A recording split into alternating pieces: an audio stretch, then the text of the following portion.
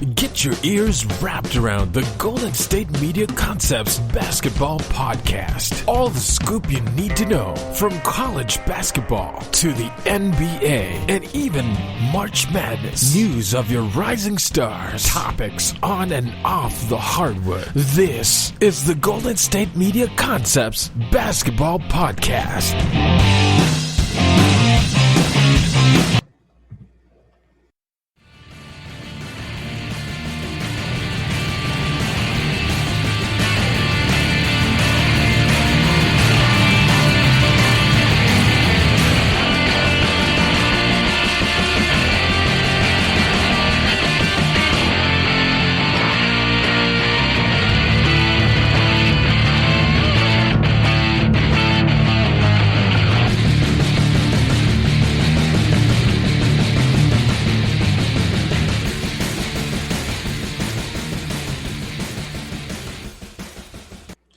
Hello, everybody. Thank you for tuning in to the GSMC Basketball Podcast, brought to you by the GSMC Podcast Network. As you guys know, I'm your host, Casuan Caudle, and once again, I'm with you guys today talking about this wonderful game of basketball. And as I continue to say, this is just such a blessing to be on this platform with you guys, to talk hoops, to talk about a little bit of life, talk about some personal growth. And just to be surrounded and immersed in this game of basketball is just such a blessing. And I'm just so thankful for it. And once again, I'm thankful for you guys to deal with me twice a week and to listen to my insight. And hopefully you guys are learning something from this podcast, just as I'm continuing to learn and grow every single day. Hopefully you guys are doing the same. We have quite a few things to talk about today. This week has been quite interesting, not just in sports in general, but with basketball specifically. Once again, it seems that we continue to talk about the Lakers. You know, the Lakers kind of remind me of that one girl in school that no matter what happened, she was always at the center of attention, no matter what was going on. It doesn't have to be a girl, whatever. You know, there's always that one person. There's always that one person that just seems to gravitate towards all the attention and always tends to be the center of conversation, no matter what they do. Whether that's good or bad, whatever. So we're going to be talking about some Laker news, and is it time for the Laker fans to hit the panic button? It seems that finger just keeps getting closer and closer and closer and closer to hitting that panic button. And I'm going to let you guys know if it's time for them to hit that panic button. We're also going to be talking about the scoring title for this season between Steph Curry and Bradley Beal. Who's going to win it? Why is it so close? And why is it so important this year? And speaking of Wizards guards, Russel Westbrook recently tied Oscar Robertson's triple-double record for triple-doubles in a career. An amazing feat, but I'm going to be talking about what exactly that means, not just for the NBA, but also for Russel Westbrook's career in totality. We're also going to be talking about the Philadelphia 76ers and whether they are going to be a bigger threat to the Brooklyn Nets than the Milwaukee Bucks in terms of regaining the Eastern Conference title. But to start out with, let's talk about the Brooklyn Nets and the Milwaukee Bucks and some things that we observed from them going head-to-head twice in the past week. So as you guys know, the Brooklyn Nets and the Milwaukee Bucks faced off head-to-head twice this week with Milwaukee Bucks gaining the upper hand in both of those games. The first game, Milwaukee won by a score of 117-114. And the second game, Milwaukee also won by a score of 124-118. And let's break it down game by game first from what we saw. So in the first game, both of these games in Milwaukee, Milwaukee won 117 to 114. And this was I won't even call it a scoring match, but Kevin Durant went off for 42 points, shooting 16 of 33 from the field, 3 or 4 from the free throw line, while Giannis Antetokounmpo scored 49 points, shot 21 of 36 from the field, and 3 for 6 from the free throw line.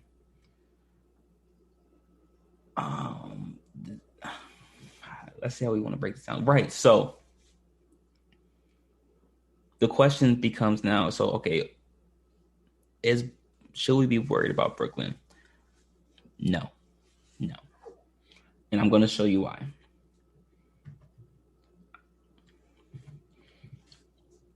So if we look at the stats from that game, Milwaukee shot 49% from the field. That's almost 50%. They shot 57% from the three-point line. Sorry, they shot 15. They made 15 out of 37 threes. So they shot 40% from the field. They snagged 45 rebounds. They only had 10 turnovers, 19 assists, 9 steals, and 11 blocks. And they had 48 points in the paint. So there's some anomalies in these stats by Milwaukee. First of all, them shooting 40%, or making 15 out of 37 threes is very rare. I doubt that will ever happen again. Granted, yes, Brooklyn has been, for lack of better words, atrocious defensively. But the reason that Milwaukee was able to shoot the ball so well is because Giannis Antetokounmpo was able to create penetration and kick it out.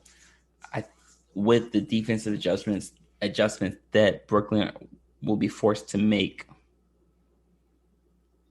they'll be able to wall up Giannis, just as most other teams have during the playoffs.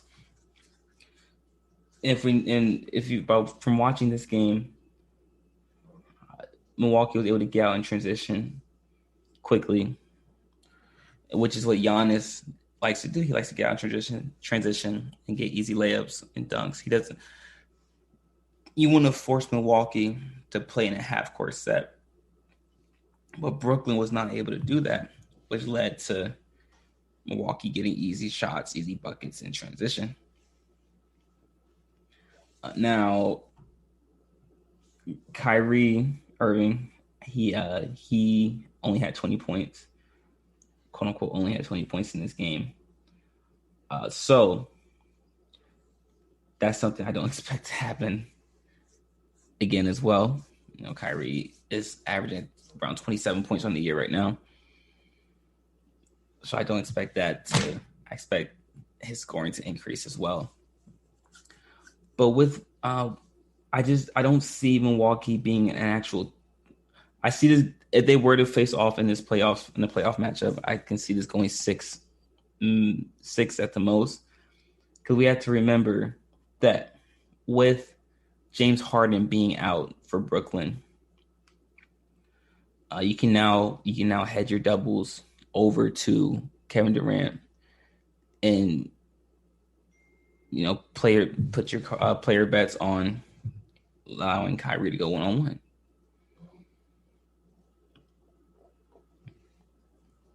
But also, if we look at Brooklyn's stats from this first game, so Brooklyn shot 42% from the field, 40% from three.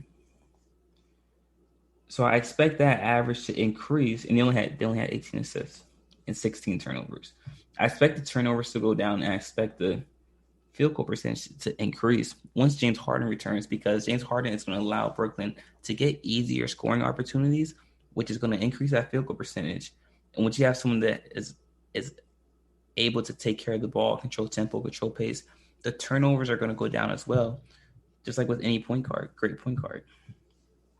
So I expect those things to change as well and to be a positive beneficiary for Brooklyn. And quite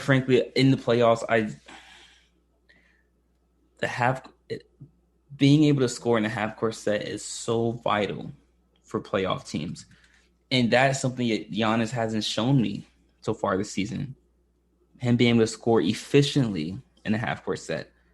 Until he's able to shoot a mid-range jumper consistently, I don't see him being able to score these many points in the playoffs. It's consistently. He might get 1 or 2 games where he goes off for 40, but I can't see him do this for an entire series and leading Milwaukee past a team like Brooklyn or even Philly for that matter. So let's look at the second game.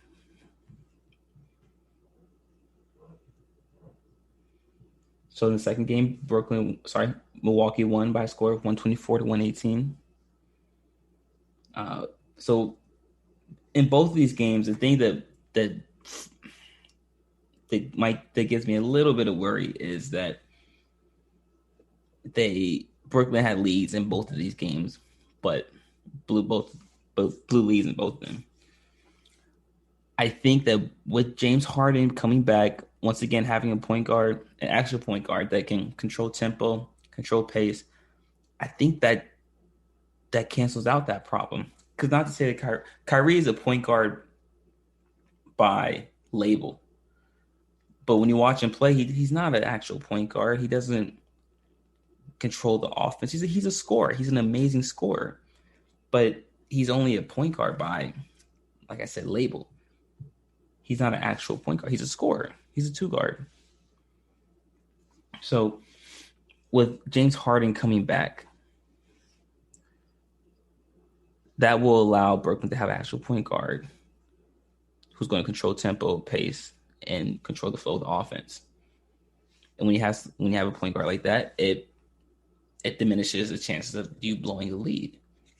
But it also creates better scoring opportunities, like I said, for guys like Joe Harris and Jeff Green and Blake Griffin and even Kevin Durant and, Kyrie Irving. So in the second game, Kyrie Irving had 38 points while Giannis had 36 points. Giannis shot 11 for 30 from the field, and Kyrie shot 14 for 25 from the field. Kevin Durant in this game had 32 points. Chris Middleton in this game had 23 points. Drew Holiday had 23 points. So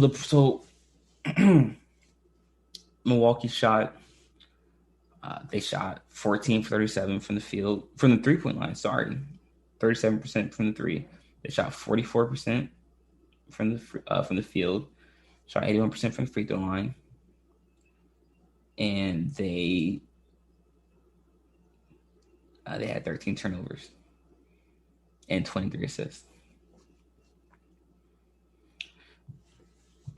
So by looking at these stats,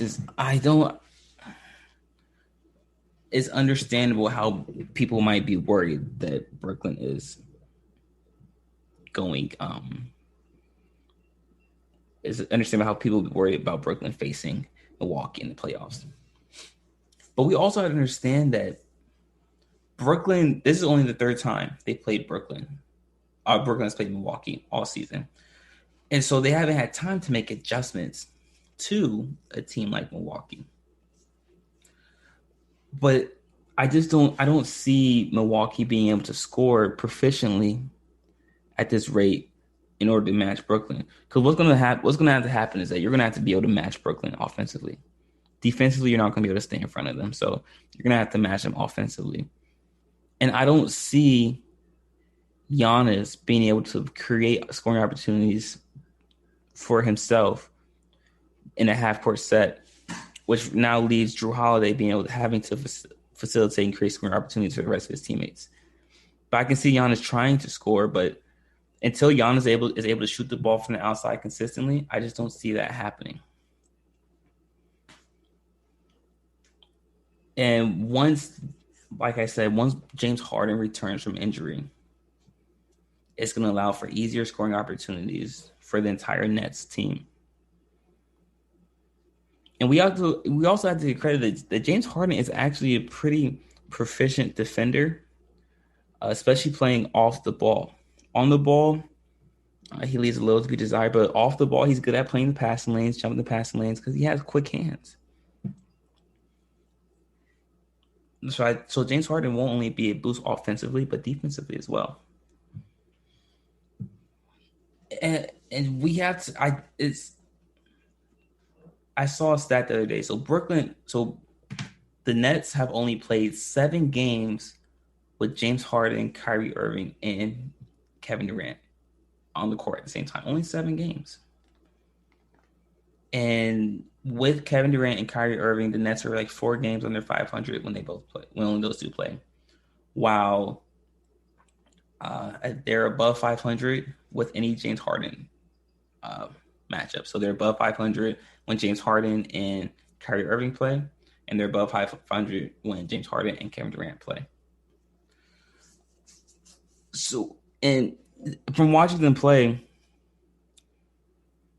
so James Harden is the most important player on that Nets team in terms of getting the flow of the offense and allowing them to run proficiently. But Kevin Durant is still the best player on that team. Earlier in the year, I used to say that this team is going to go as Kevin Durant goes.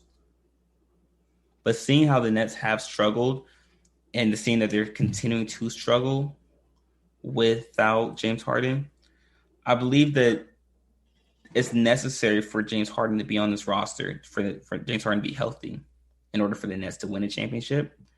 But I still think they need Kevin Durant as well.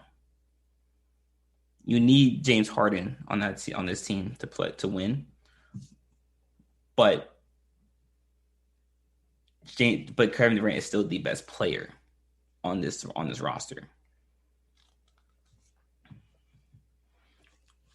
And so I don't think that Milwaukee will be able to hang around with Brooklyn once James Harden returns, and if they were to be matched up in the possible 2 second round or conference finals matchup. But now what's going to happen is the Brooklyn's going to have to face Milwaukee most likely in the second round, which is what you wanted to avoid if you're Brooklyn. Just because obviously you want to take the easier route to the playoffs as a 2 seed or the 1 seed, sorry, for that matter, 1 seed. But now they're most likely going to face Milwaukee in the second round and then turn around and face Philly. I think Philly will be a tougher matchup for Brooklyn as opposed to Milwaukee, just because Philly has better shooters and they have a better post presence than Milwaukee, which is why I think is going to allow Brooklyn to move past Milwaukee because they won't have to worry about a true post presence in Milwaukee.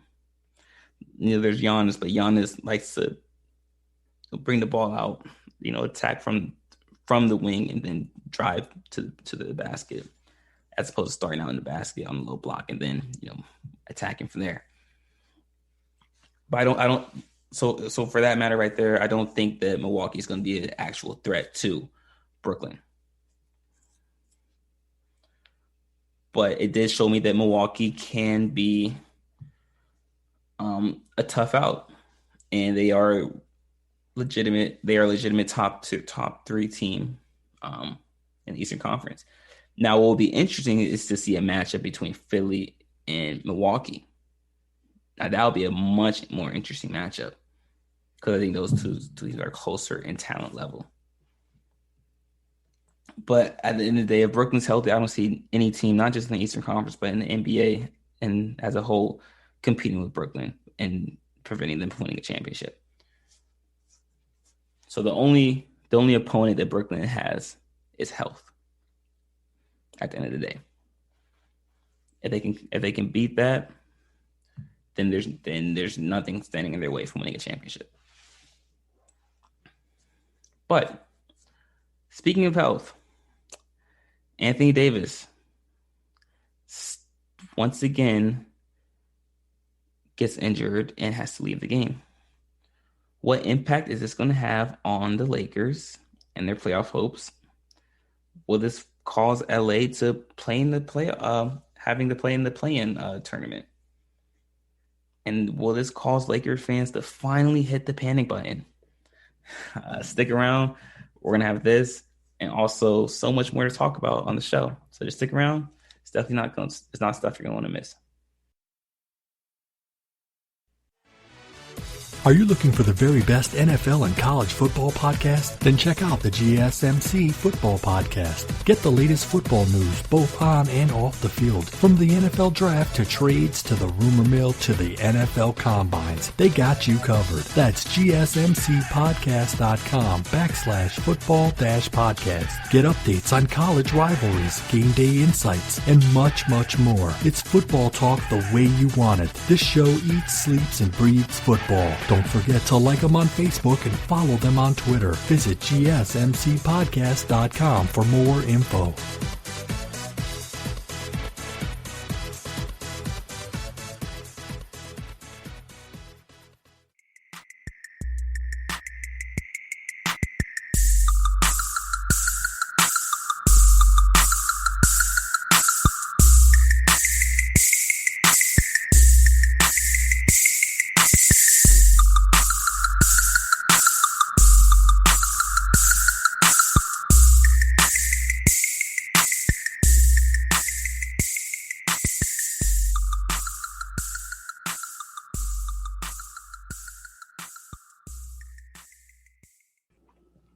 Everybody, welcome back.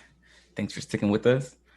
Guys, man, I think this might be the 5th episode in a row where we are going to be talking about the none other than LA Lakers.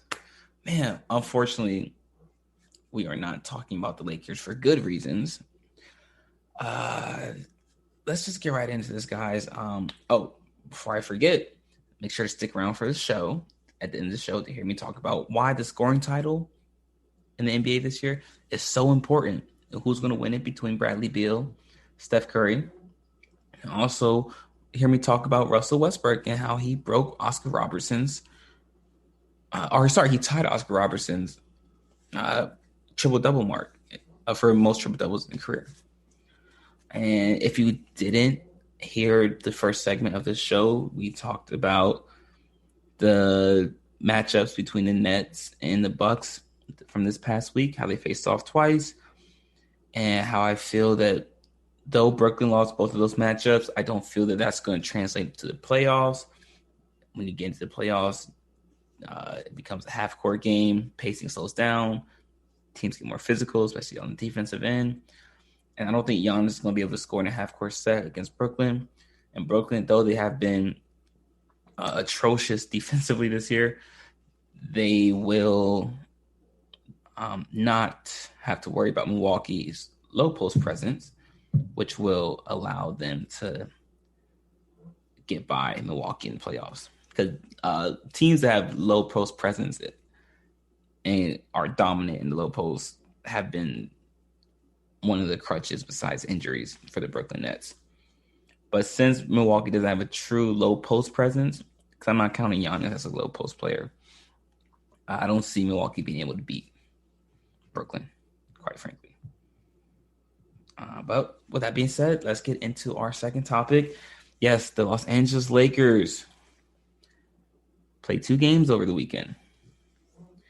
The first game, they played the Clippers on a Friday night on national television. As you guys know, the Lakers lost that game by a score of 118-94.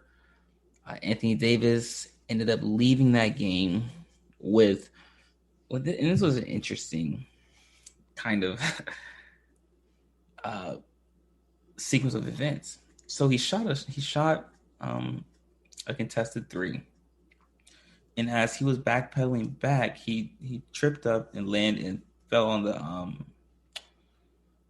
the signage, the scorer's table, pretty much. And as soon as he stumbled over the scorer's table, you could see him grab his foot area, almost like towards his calf or like Achilles area. And you think to yourself, oh man, he just re-injured his calf, or God forbid, his Achilles. And so he stays in the game,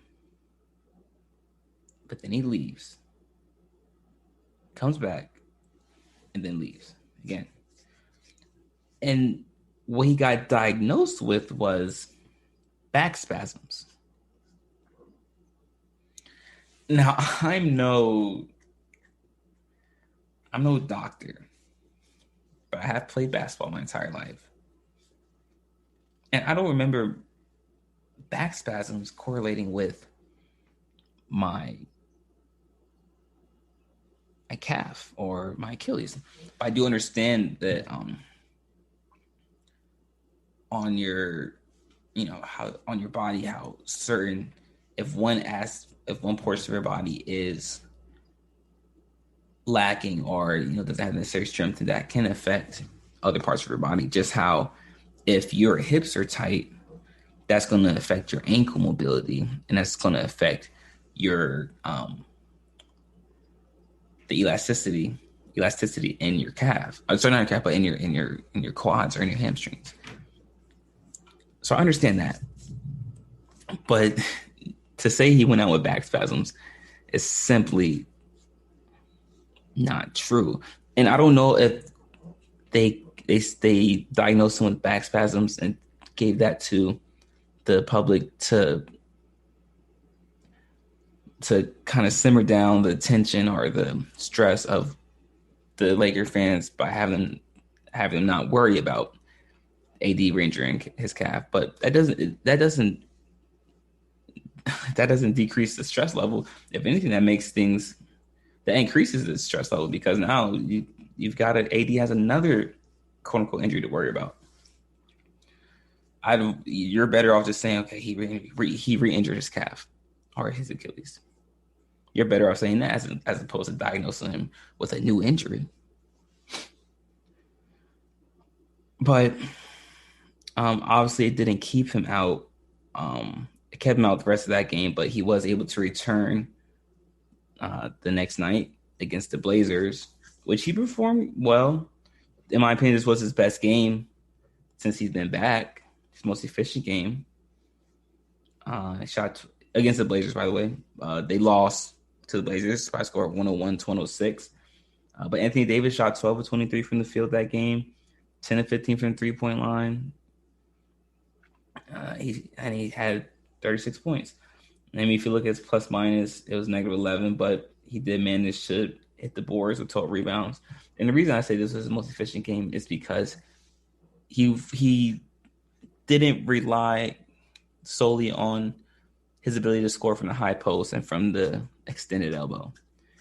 You saw him getting low and getting on the low block, the left block, where he likes to score, and actually using his post presence for Lakers. And he's able to score efficiently with Drummond on the floor for the first time. But I still think that's going to be an issue moving forward, that I don't see AD and Drummond being able to play well together in the playoffs. But I said that when they traded for Drummond, I didn't think that was a good move. I think he's just going to be a situational player. He's not going to be someone that you can leave on the court at all times. But with this loss, now the Lakers move to the 7th seed in the Western Conference standings. And Portland now owns the tiebreaker against the Lakers. And Portland is currently in the 6th seed. So at the moment, the Lakers are also a game and a half behind Portland after their loss to them on Saturday.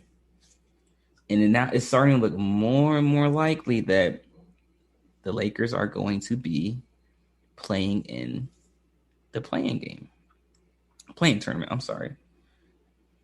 And I can see how there can be some cause for concern and how Lakers fans want to hit that panic button. And it's something we've been talking about for about the past month now. Is it time for them to hit the panic button? Is it time? Should we start worrying? There's a little worry, but do not. This is as close as it's going to get to hitting that panic button. But no, not yet. Not quite yet. And a lot of people have been saying that, well, should the Lakers just rest Anthony Davis and LeBron James allow them to get healthy, and then they just play in the play-in tournament, beat them, and then they just get whoever they get matched up with in the first round? Or do you let Anthony Davis play now to prevent you from having to play in the play-in tournament? See, the problem with that is the Lakers are in a conundrum right now. And that is the conundrum. But it doesn't matter what you do as the Lakers organization. If LeBron James and Anthony Davis are not healthy, it doesn't matter where you're at in the playoffs, play-in tournament, you're not going to go very far. The Lakers need Anthony Davis and LeBron James to both be 100% healthy to have a realistic chance of getting far into the playoffs. Now, if you're to ask me today, will a healthy Lakers team, if they were to be matched up with the Lakers or Utah in the first round? Sorry, the Phoenix, if they're to be matched up with Phoenix or Utah in the first round, I would bet on the Lakers winning both of those series. I think they'd have a better chance of beating Utah than Phoenix, but I would still put my money on the Lakers if both Anthony Davis and LeBron James are healthy. And people are worried about the Lakers' struggles these past couple of games. We also have to remember that the Lakers are missing their third best player in Dennis Schroeder. And I saw an interesting stat the other day that read that when LeBron James and Dennis Schroeder both are playing for Lakers, the Lakers are actually 28-10, which would be on pace to be the best record in the NBA. And that was an interesting stat that I saw. Because what happens now, so now the Lakers, and we also have to remember that Taylor Horton-Tucker is out as well. So the Lakers don't have a pure point guard or anyone that can really control tempo and pace. And that, you can tell that has affected the Lakers over this stretch of not having LeBron James or Dennis Schroeder, quite frankly, because what you'll see is the Lakers can go 4 or 5 minutes without getting an easy bucket, without getting a penetrating kick. The offense looks stagnant, can go stagnant for 4 or 5 minutes, and they can go scoreless. And you'll notice these lapses that the Lakers have, and they've been having this, frankly, since LeBron has been injured, and it's due to the fact that they don't have a point guard in. And I do believe once they get Taylor Horton-Tucker back, once they get Schroeder back, which probably won't be to the end of the regular season, that all these problems will dissipate and they will start to look more fluid. But even with Dennis Schroeder back, LeBron James still needs to be 100%, and Anthony Davis needs to be 100% as well. So if I'm the Lakers front office, because even if you're the 6th seed, so say they do play Anthony Davis the rest of this regular season, and they force LeBron James to come back, and say they stay the 6th seed.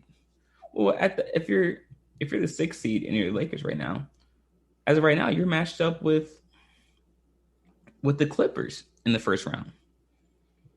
Now, healthy or not, I don't see the Lakers getting past the Clippers.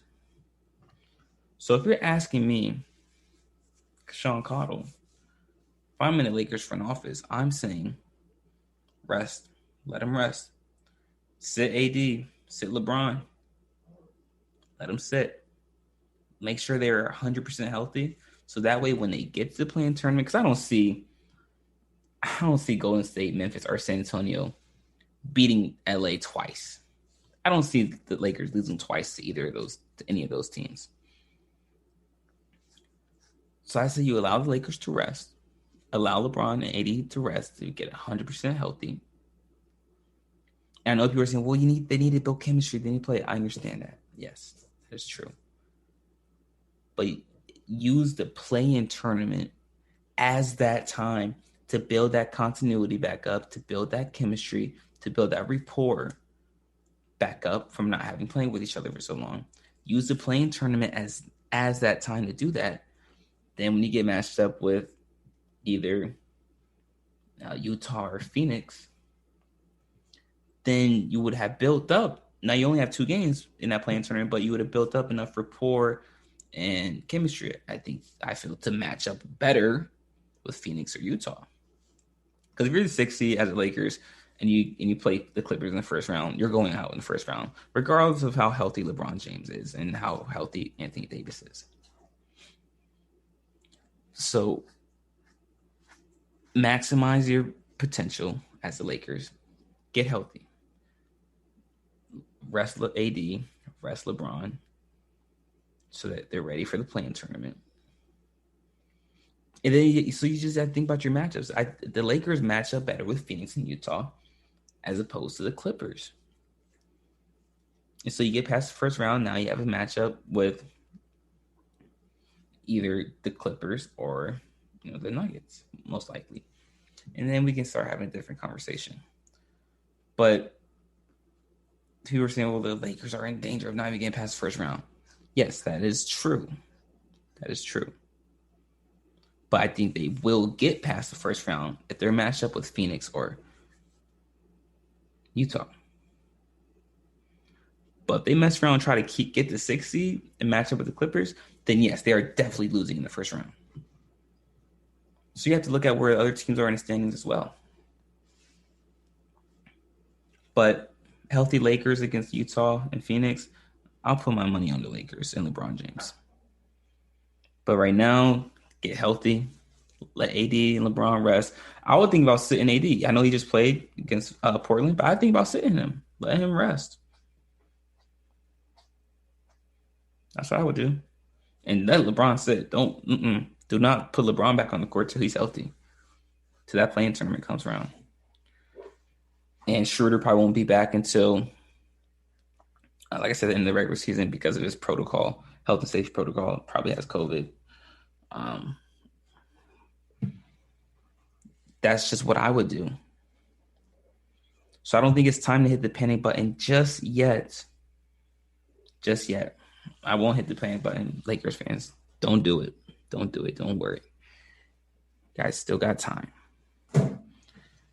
Now, if you guys end up getting matched up with the Clippers in the first round, then yes, hit that panic button. But no, everything's going to be okay.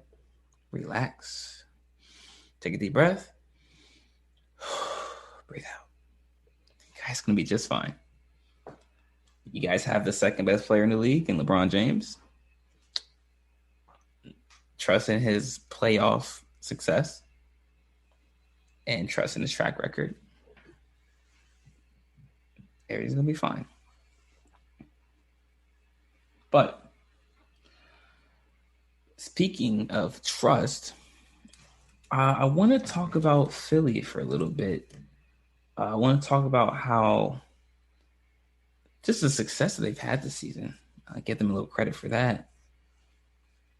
And also want to talk about Nikola Jokic, and Chris Paul.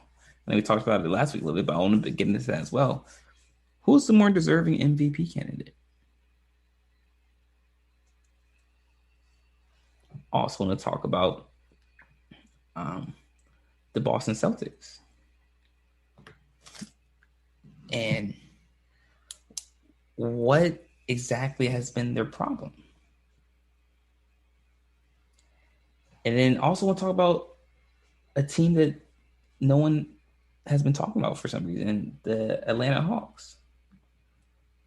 And what's the cause for their success? So I'll be talking about all of that in the next segment, sorry. And then also I'm going to be talking about Steph Curry, Bradley Beal, who's going to win the scoring title. And we're going to give our props to Russel Westbrook for tying Oscar Robertson for most career triple-doubles. So stick around. This is all stuff you're not going to miss. Tired of searching the vast jungle of podcasts? Now listen close and hear this out. There's a podcast network that covers just about everything that you've been searching. Hey! The Golden State Media Concepts Podcast Network is here. Nothing less than a podcast bliss with endless hours of podcast coverage. From news, sports, music, fashion, cooking, entertainment, fantasy, football, and so much more. So stop lurking around and go straight out to the Golden State Media Concepts Podcast Network. Guaranteed to fill that podcast itch. Whatever it may be. Visit us at www.gsmcpodcast.com. Follow us on Facebook and Twitter, and download us on iTunes, SoundCloud, and Google Play.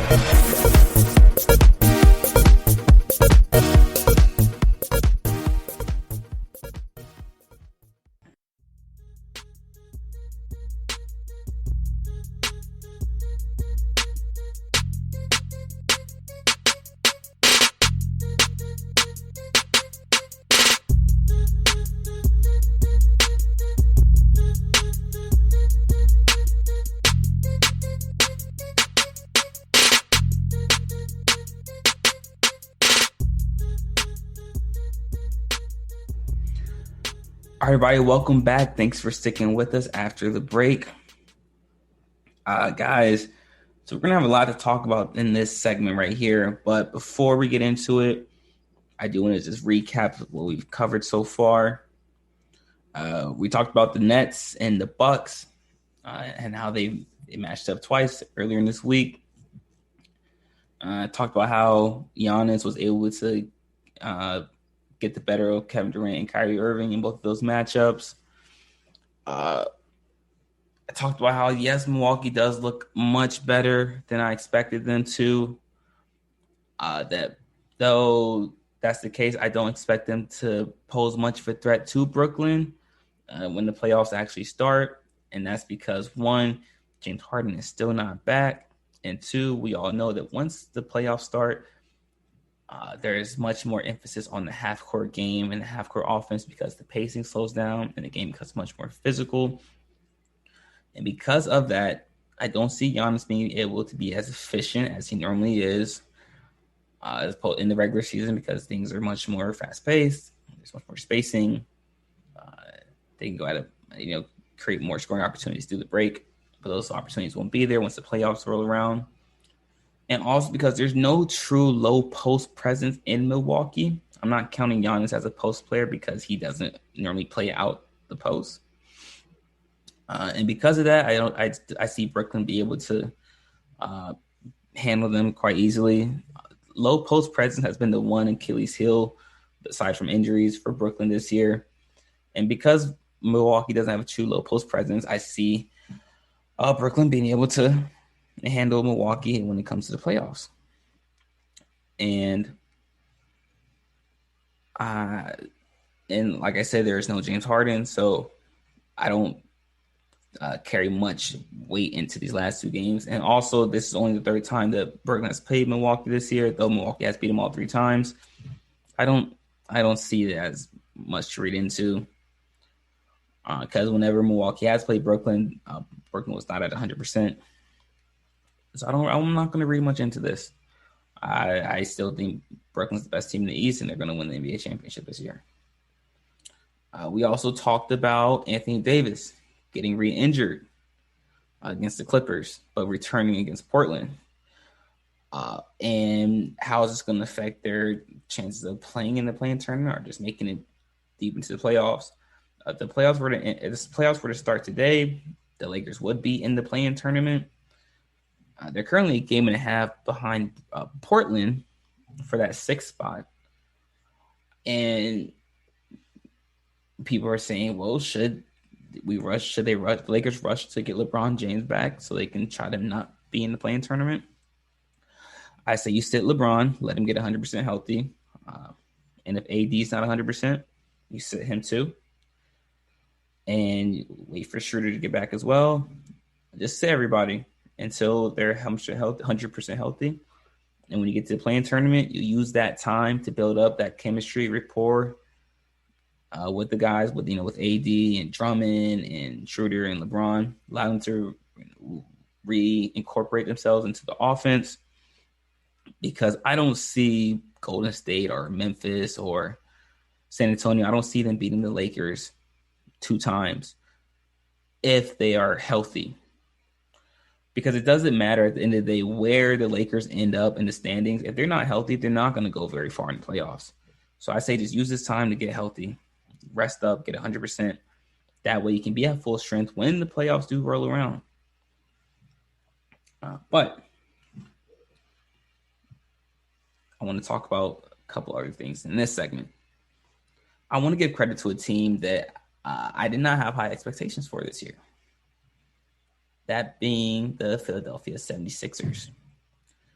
As of right now, for the 76ers are 47-21. They are first in the Eastern Conference.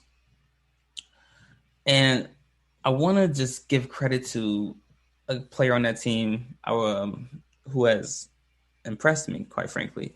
And it's not Joel Embiid. Though Joel Embiid has made leaps and bounds in his game. And before he got injured, he was an MVP candidate, the leading MVP candidate, in my opinion. But I want to talk about Ben Simmons. So Ben Simmons has shown the ability to still be aggressive, to still be dominant without adding a mid-range jumper. And that's the reason that is because Doc Rivers has done a good job of staggering the minutes between Joel Embiid and Ben Simmons. So when you watch the 76ers play, what you notice is that when Joel Embiid is on the court, it's very rare that Ben Simmons is on the court with him. And vice versa. When Ben Simmons is on the court, it's very rare that Joel Embiid is on the court with him. And sometimes you just have to use things to your advantage, and you have to just take advantage of your situation. So if you know that you have two superstars that might not play well together, but are both extremely dominant, go ahead and stagger their minutes. If that's the best use, if that's what's going to be most efficient for the team. So the reason they're most efficient when the other person is off the court is because of spacing. So when Joel Embiid is on the court, that clogs the driving lanes for Ben Simmons to get to the basket. And when Ben Simmons is on the court, same thing.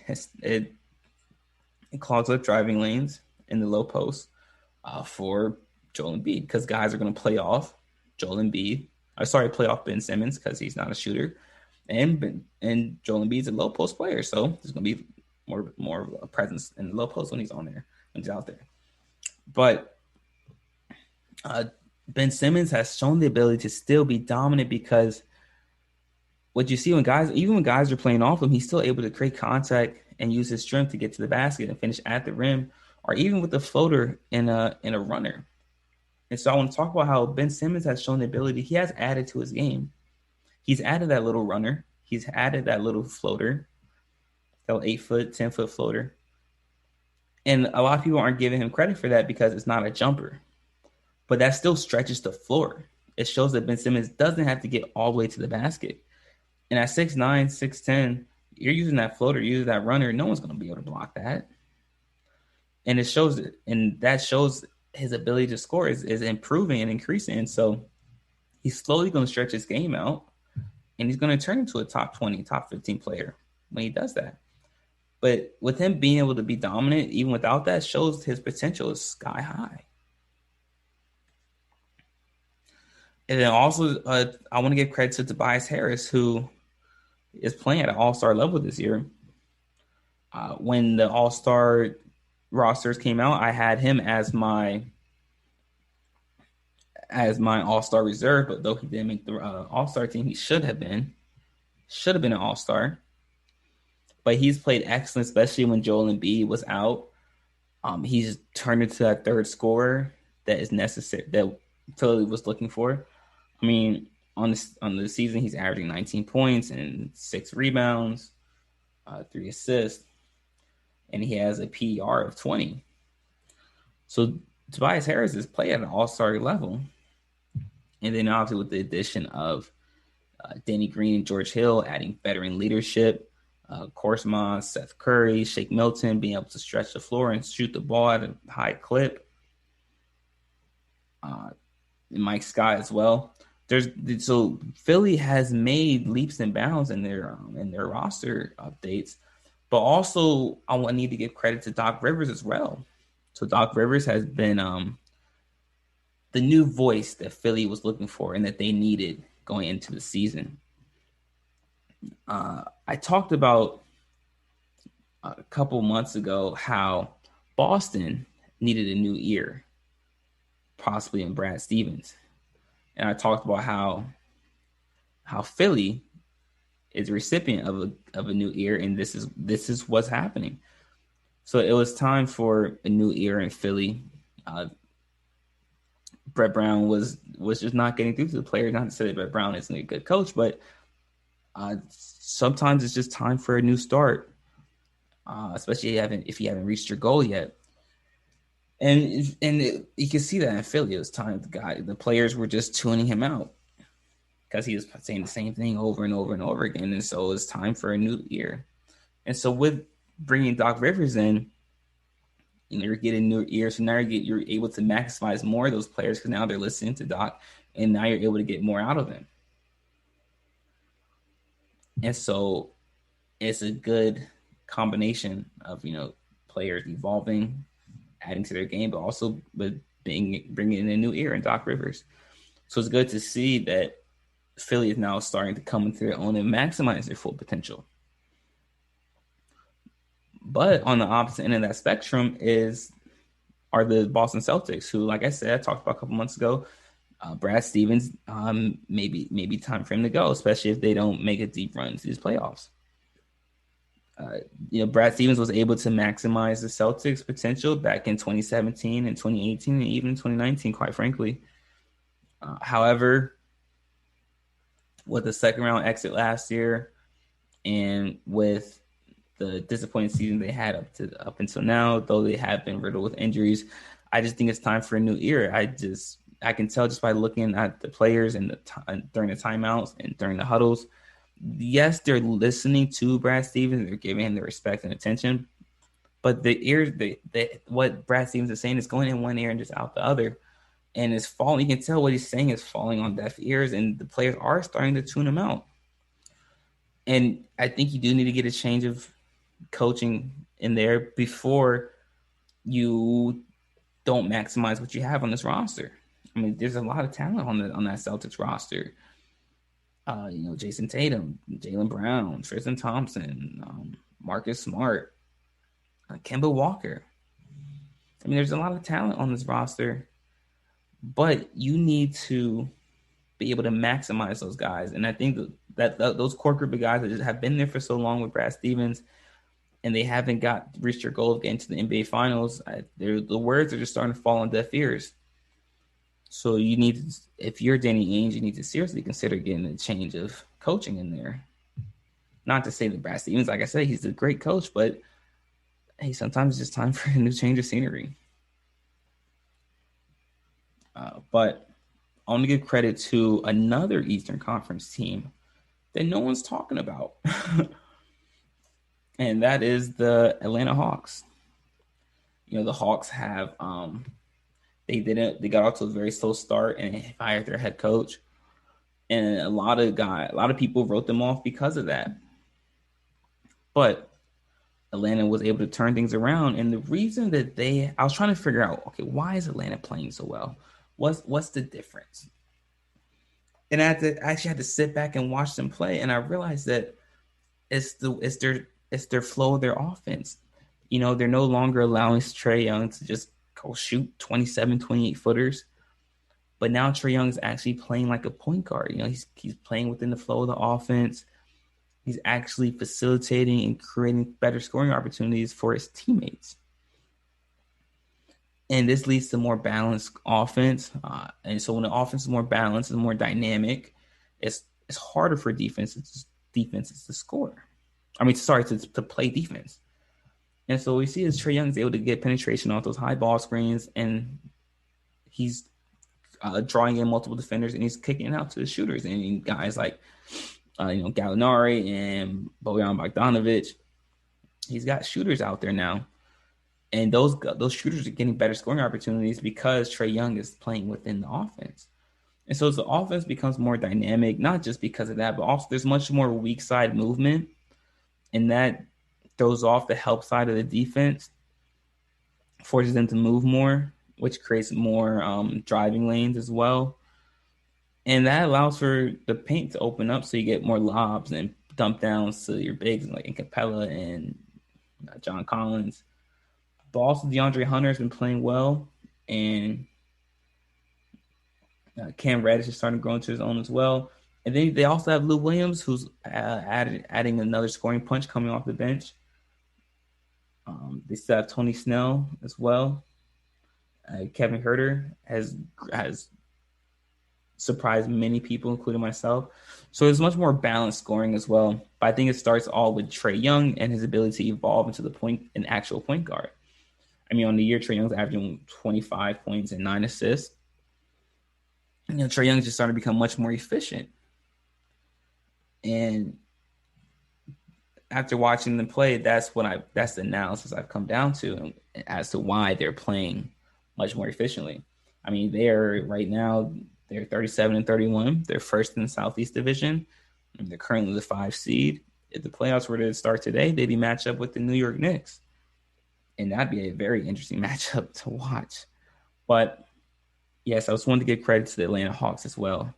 They have played tremendously, and they have looked much better with the improved offense. But I want to talk about this MVP race one more time. So the final 2 MVP candidates are Nikola Jokic and Chris Paul. If we can throw in Steph Curry in there just so we can have a round number. But those are our 2 MVP candidates, Jokic and Chris Paul. And after just doing some further analysis and watching a couple of games over the weekend, I am vehemently able to say Chris Paul is the MVP of this league this year. And I know Jokic has taking nothing away from Jokic. Jokic has played tremendously, and quite frankly, when the more times you go into work, the more likely you're likely to get a raise. So, Jokic has been the most available player. He hasn't missed a game, but you have to actually sit down and watch the impact that Chris Paul is having on this Phoenix Suns organization, not just on the court, but off the court as well. And I talked about this in our previous episode. But Chris Paul can't look at the stats, but Chris Paul has had a tremendous impact on this Phoenix Suns team. And not just from his play, but from his mental leadership as well. And that impact, no other player in the league has had the impact that Chris Paul has had on their organization, on the roster, sorry. And a lot of times, guys, the reporters, or whoever's doing the voting, are people that have not played basketball, not just at the professional level, but just in general. And so we have people, in the media industry that are making these decisions on who should win these awards, even though they've never played basketball a day in their lives, or they never played high enough level of basketball to truly understand the nuances of what they're watching. And then add on to that, a lot of those guys in the media industry aren't even watching the games. They're just watching the highlights. They're just watching the highlights and looking at the stats. So they can't get a true understanding of what's going on in the games. And the NBA players have voiced that opinion as well. But, I don't want to get on a soapbox or anything, but you have to truly understand the nuance and what you're looking at when you're watching these guys play. And so that's what I mean when I say that Chris Paul is doing things that only people with basketball knowledge will understand. And once you understand that, you'll see why Chris Paul is the true MVP of this league for this season. But, I don't want to get off on a tangent, but Chris Paul, you're my MVP this year. And I'm giving you credit for that. So yeah, I'm sticking with that. Chris Paul is my MVP. But that's all we have for this segment, guys. In our next segment, we're going to be talking about the scoring title. Why is it so important this year? Who's going to win it between Bradley Beal and Steph Curry? And we're going to be paying homage to Russel Westbrook, who recently tied Oscar Robertson for most career triple-doubles. A huge feat. Going to give him his roses. But guys, stick around. We have so much more to talk about in our last segment. It's definitely stuff you're not going to miss. So stick around. Tired of searching the vast jungle of podcasts? Now listen close and hear this out. There's a podcast network that covers just about everything that you've been searching. Hey! The Golden State Media Concepts Podcast Network is here.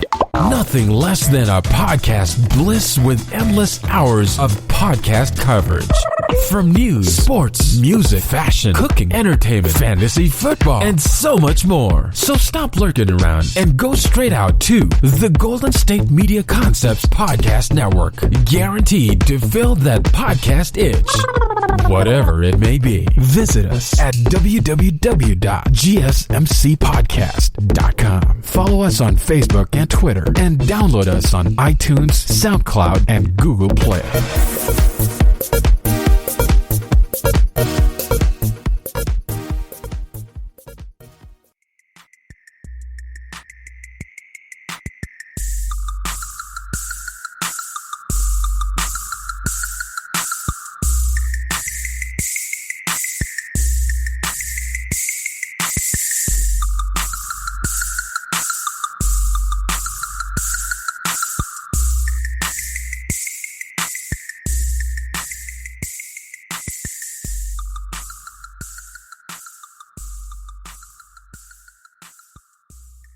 All right, everybody, welcome back. Our final segment of the show today. Listen, I know we've covered a lot of topics today, which is amazing. Seems like there's a lot more to talk about since the playoffs are right around the corner. MVP votes are starting to come in. Teams on the bubble, on the verge of making the playoffs, not making the playoffs. There's a lot more to talk about within these past couple weeks. So I'm just grateful to be just continuing talking about this game of basketball with you guys. But let's recap what we've talked about so far. So first segment, we talked about the Nets and the Bucks, their matchups, their two matchups from the previous week. And is there cause for concern with the Nets losing both of those games to Milwaukee? I don't think there is. I don't think there's much to worry about. It's hard to read too much into those games. Just the fact that James Harden isn't there. He's not playing at the moment. And that Milwaukee's not going to be able to push in transition the same way they are now when the playoffs start, because everybody knows when the playoffs come around, the pace slows down and it becomes a half-court game. And due to a lack of post presence, I don't see Milwaukee being able to give Brooklyn much of a threat. And we also talked about Anthony Davis getting re-injured with quote-unquote back spasms. What does this mean for the Lakers' playoff hopes? He was able to return the next game against Portland, but now at this moment, they're a game and a half behind Portland for the 6th spot, which means they will be playing the play-in tournament if it was to start today. I say that if LeBron is not healthy, if AD is not healthy, sit them until they are, even if that means having to play in the play-in tournament. Because it doesn't matter where the Lakers land in the playoffs. If they're not healthy, they won't be going far.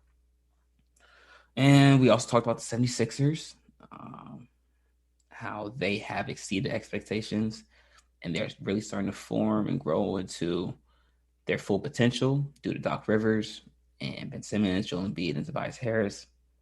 Also talked about the Celtics and how they've been underwhelming and underperforming, and how it's probably time for Brad Stevens to leave the organization. Though it doesn't mean he's a bad coach. It's just time for a new voice. We also talked about the Hawks, how they are, just like the 76ers, growing into their potential with the advancement of Trae Young and his evolution into a pure point guard. And we also talked about Nikola Jokic and CP3 and why I feel CP3 is the true MVP for this 2020-2021 season. But to close out this wonderful show we've had today, in this last segment, I want to talk about the scoring title for this year. Who's going to win it? Who are the contenders? So, for those who don't know, let's look into these stats, right? So, the top two scorers in the league at this moment are Steph Curry and Bradley Beal.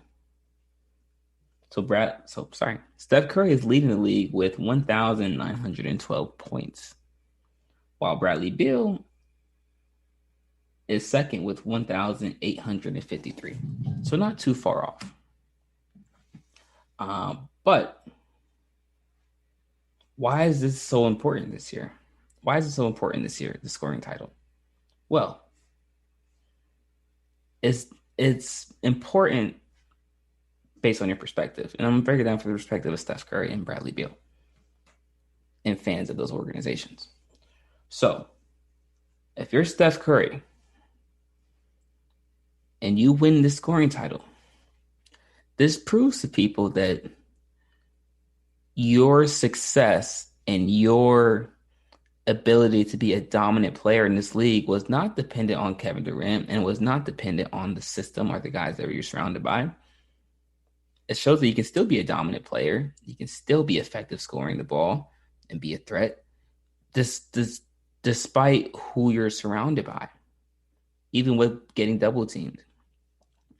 A lot of people didn't want to give Steph Curry the credit that he deserved back in 2016, 2017, 2018, because he felt like he was either a product of the system or that he was getting easy shots because he's surrounded by the second best shooter of our time in Klay Thompson and the best player on the planet in Kevin Durant. So they felt like he was getting easy shots and easy buckets. So that's why he was able to score the clip he was. But this is showing people that Steph Curry is a dominant player, and that's why the scoring title is important for Steph Curry. This will be a legacy moment if he wins. This can solidify the fact that Steph Curry is a top 5 point guard of all time.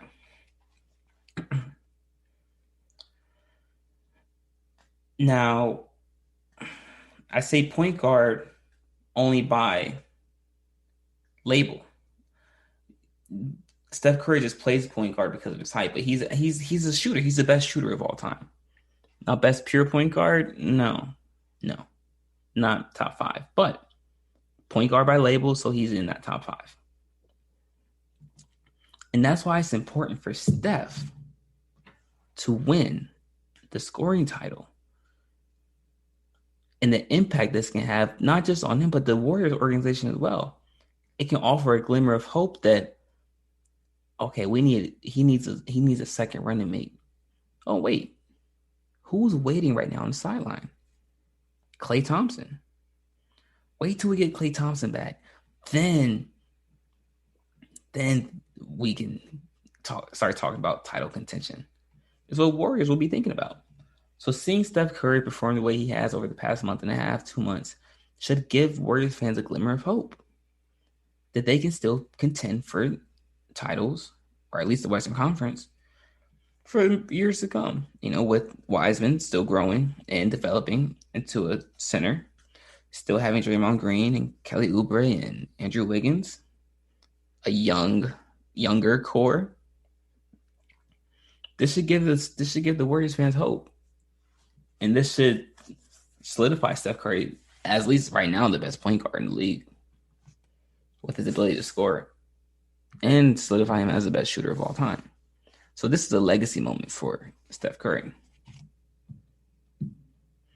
But for Bradley Beal, has just reached his prime. He's 27. Winning the scoring title will solidify Beal as the best two guard in the league. Winning this will show that Beal can be the second best player on a championship team. First best player, that remains to be seen, but it shows that he can be the second best player on a championship team. It shows that Beal, when giving the reins, when giving full control over an organization, over a team, what he can do. Now, mind you, he's not surrounded by the best talent in Washington. He's surrounded by some shooters, though, and Bertans and Neto and those names are slipping my mind. But he's surrounded by some shooters on that team, and he's surrounded by Russel Westbrook, who's one of the better point guards in this league as well. So winning this can solidify Beal as the best 2 guard in the league. Because I know there's been some debate. Is it him? Is it Devin Booker? Is it Klay Thompson when healthy? Donovan Mitchell, perhaps? This solidifies that Beal is the best 2 guard in the league when healthy. And that can be a legacy building moment for Beal as he starts to get into his prime and come into his own.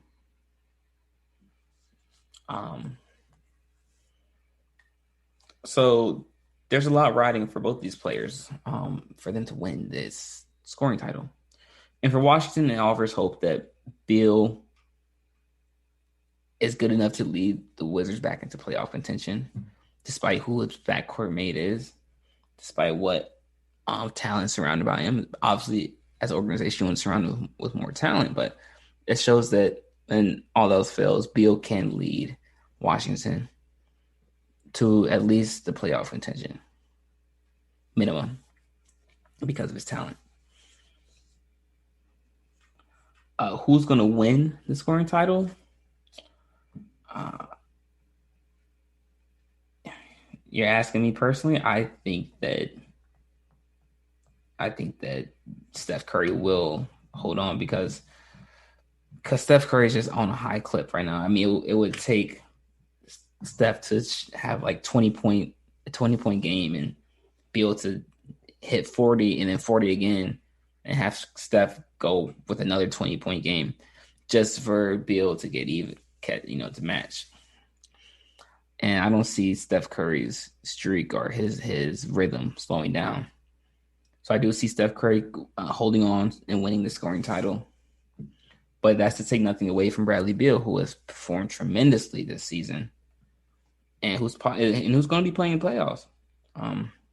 Steph Curry probably won't be playing in the playoffs, but in the play-in tournament. So that's a fair trade-off, right? For Bradley Beal, you don't win the scoring title, but you're more than likely going to play in the playoffs as a 7 or 8 seed. Depends on what you want. You want to win or you want the scoring title. So it's a fair trade-off. But speaking of Washington guards, let's look at Bradley Beal's other backcourt mate, Russel Westbrook.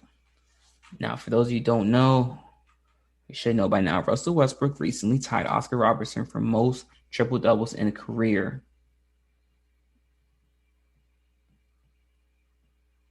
with 138. And he did this on Saturday against the Indiana Pacers, where he tallied 33 points, 19 rebounds, and 15 assists. By the way, just a quick caveat, Bradley Beal scored 50 points in that game, by the way. So this is an amazing backcourt.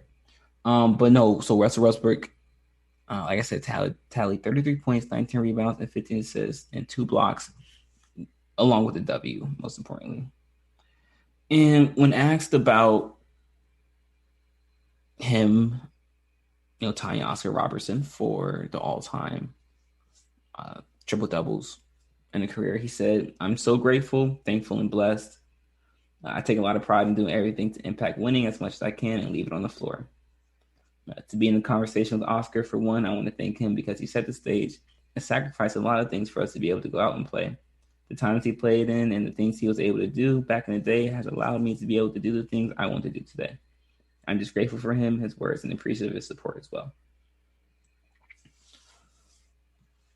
And Oscar Robertson has owned that triple-double record since 1962. So well over 40 years, almost 50 years. But Russell Westbrook has solidified himself as the biggest box score player in NBA history. So he's always going to put up numbers. But I made this analogy before. So Russell Westbrook reminds me of an action blockbuster movie, right? So think Rambo, think like Avengers: Infinity War, think like Rocky or, you know, or The Expendables, a movie like that, right? A lot of action. You know, it's on a Saturday afternoon. You're not doing anything, it's showing the house, and you see it on TV and you say, okay, I'm gonna watch this. I'm gonna watch this Rocky movie. I'm gonna watch Rambo. And you know intrinsically that, or deep down, that this movie isn't gonna win any award. It's not gonna win an Oscar. It's not gonna win an Academy Award. But it's entertaining to watch. So you sit down and watch it because you like to be entertained. Same can be said for Russell Westbrook's game. Does the style of play translate to winning? Depending on how you feel, we'd have to look at the numbers. We have to look at his experience, who he's played with, and his track record. And the track record would say it doesn't correlate to winning. It doesn't equal to winning. And people say, well, he hasn't that much talent. Well, I mean, he's played with Kevin Durant, Serge Ibaka, James Harden, Paul George, Carmelo Anthony, James Harden, Eric Gordon. He's played with talent, immense talent. So to say he hasn't had talent around him is disrespectful. But so what seems to be the issue, right? Does his style of play correlate to winning? I don't think so. That just because it hasn't yet.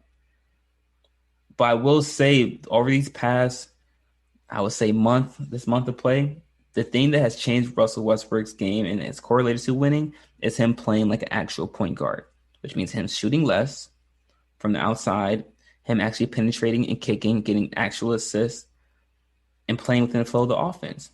So I said this when he was in Houston last year, that he looked the best that I've ever seen him because he did what he knew he was good at, and that's slashing to the basket, attacking the rim. He wasn't shooting as many threes. He wasn't falling in love with his jumper, which at this point in his career has not been consistent. That's neither here nor there. He was doing what worked well for him, and that's what he did in Houston. But when he got to Washington this year, in the beginning, he got back away from what he was good at. But in this past month, he's really honed in on, being a pure point guard, passing first, facilitating, running the offense. And that's why he looks better. So this, in my opinion, this is the best he's looked as a point guard I've seen him in his career.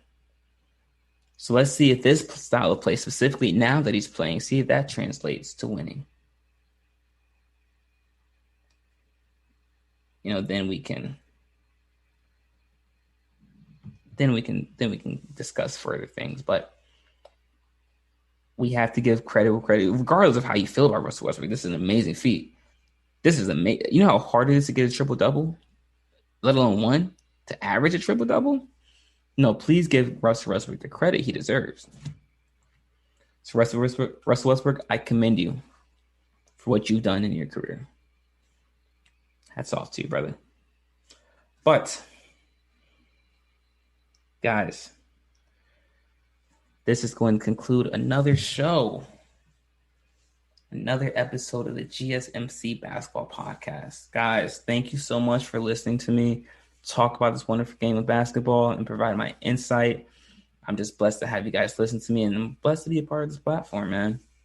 If you like what you hear and you want to give some feedback or provide some support, go ahead and check us out on all streaming platforms. We're on YouTube, Spotify, Apple Podcasts, all streaming services. You can also check us out on Facebook and Instagram and Twitter. Go ahead and shoot us a message. Tell us how you feel. Guys, always be grateful for what you have in this moment.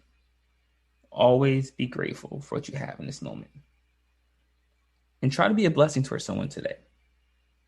The same energy, the same positive energy, the same blessings you want in this life, try to reciprocate that towards others. We have to think outwardly as opposed to inwardly.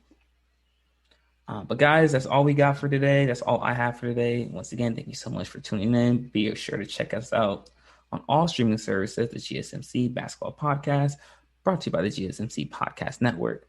Guys, until next time, later on this week, continue to stay safe and make smart decisions. All right, guys. Peace.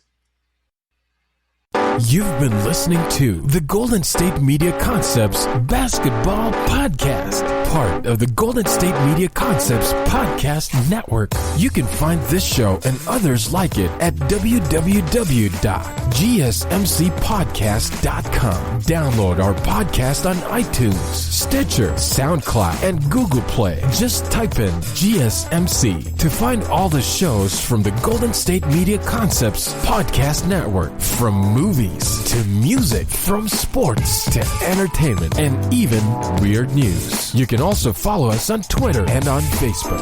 Thank you, and we hope you have enjoyed today's program.